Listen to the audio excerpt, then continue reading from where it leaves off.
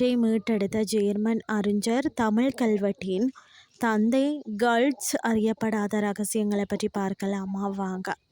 அதாவது பார்த்தீங்கன்னு சொன்னால், தற்போதைய எகிப்து நாட்டில் உள்ள மன்னர்களின் பழமையான கல்வெட்டு பகுதியில் 2000 ஆண்டு பழமையான தமிழ் பிராமி கல்வெட்டுக்களை சுவிஸ் பிரான்ஸ் ஆராய்ச்சியாளர்கள் கண்டுபிடித்தார்கள். பல்லாயிரம் ஆண்டுகளுக்கு முன்பே தமிழ் இருந்தது அப்படின்னு சொல்லி கூறும் கல்வெட்டுகள் தான் இருப்பதை இந்திய தொல்லியல் துறையின் வாயிலாக தெரிய வந்தது. ஆனால் இதற்கெல்லாம் முன்னோடியாக இருந்தவர் யாருன்னா ஒரு இந்தியர் இல்லைங்க, அவர் ஒரு வெளிநாட்டுக்காரர் என்பது தெரியுமா. அவர் தான் பார்த்தீங்கன்னா யூஜன் ஜீலியஸ் தியோடர் கல்ட்ஸ் எனும் புகழ்பெற்ற ஜேர்மன் கல்வெட்டு ஆய்வாளர் தான். ஜேர்மன் நாட்டின் பார்த்தீங்கன்னா டெஸ்டன் நகரில் பிறந்தார். இவர் தான் பார்த்தீங்கன்னா ஜிப்சியா பல்கலைக்கழகத்தில் ஓரியண்டல் மொழிகளை பயின்றாராம். கல்ட்ஸ் பார்த்தீங்கன்னா அக்டோபர் 22, 1884 அன்று பார்த்தீங்கன்னா ட்ரைஸ்டேவில் இருந்து நீராவிய படகுல பயணம் செய்து இந்தியாவில் உள்ள பம்பாய்க்கு வந்தாராம். 1884 ஆண்டின் பிற்பகுதிக்கும் மே 1885 இடையில் சமஸ்கிருதம் மற்றும் பாலி நூல்களை தேடி நாடு முழுவதும் சுற்றுப்பயணம் செய்தாராம். ஆய்வின் மாதிரிகளாக 2 அறிக்கைகளை அரசாங்கத்துக்கு வழங்கினாராம். 1886 நவம்பர் 21 அன்று தான் 29 வயதில் சென்னை மாகாணத்தின் முதல் தலைமை கல்வெட்டு ஆய்வாளராக நியமிக்கப்பட்ட இவர் தென்னிந்திய கல்வெட்டுக்கள், குறிப்பாக பார்த்தீங்கன்னா அசோகரின் கல்வெட்டுக்கள் மற்றும் சோழர் கால கல்வெட்டுக்களை படியெடுத்து ஆய்வு செய்ததில் மிக முக்கிய பங்காற்றி இருக்கிறாராம். 1886 ஆண்டு முதல் தென்னிந்திய கல்வெட்டு ஆய்வுகள் என்ற வரிசையில் ஆயிரக்கணக்கான தமிழ் கல்வெட்டுக்களை முறையாக படியெடுத்து வெளியிட்டாராம். இந்தியாவில் பார்த்தீங்கன்னா முன்னோடி கல்வெட்டு மற்றும் கையெழுத்து பிரதி ஆராய்ச்சியாளர் இவர் தானாம். தமிழ் கல்வெட்டுக்கள் காட்டும் சோழர் காலத்து உண்மை வரலாறை பொறுத்த வரைக்கும் கல்ட்ஸ் தெற்கு வட்டத்தில் பார்த்தீங்கன்னு சொன்னால் இந்திய தொல்பொருள் ஆய்வுத்துறையின் கல்வெட்டு ஆய்வாளராக இருந்த போதும் அவரது உதவியாளர் அதாவது வெங்கையாவின் உதவியுடன் பார்த்தீங்கன்னா இந்த பகுதியில் உள்ள பரந்த கோயில் கல்வெட்டுக்களை ஆவணப்படுத்துவதே அவரது பணியாக இருந்தது.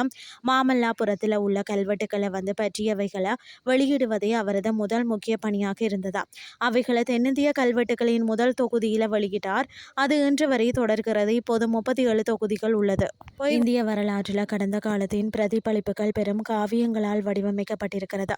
மேலும் அவை பெரும்பாலும் கவிஞர்கள், மரபியலாளர்கள் மற்றும் புலவர்களால் திரித்து வழங்கப்பட்டன. ஆனால் கல்ட்ஸ் என்ற ஒரு மனிதர் பார்த்தீங்கன்னா கல்வெட்டு மற்றது பழங்காலவியல் ஆராய்ச்சி மூலம் இந்த விஷயத்தின் முடிவையே மாற்றினார்.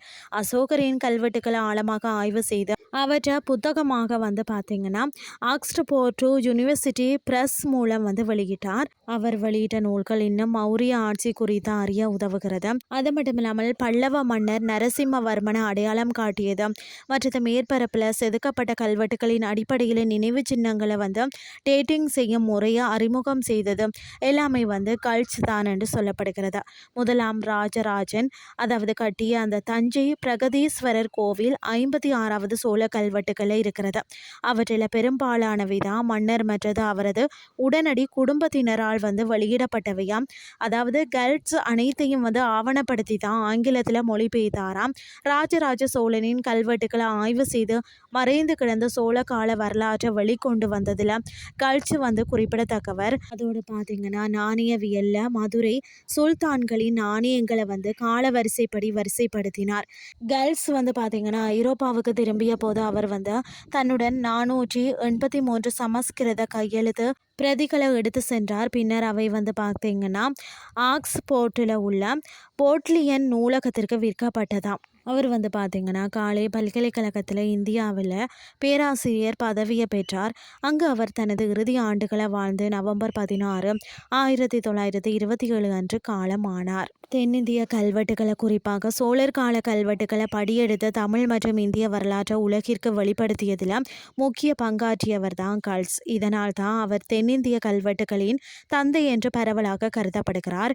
மேலும் பார்த்தீங்கன்னா அவருடைய பணி தமிழ்நாட்டின் வரலாற்றை முறையாக புரிந்து கொள்ள உதவியதாம்.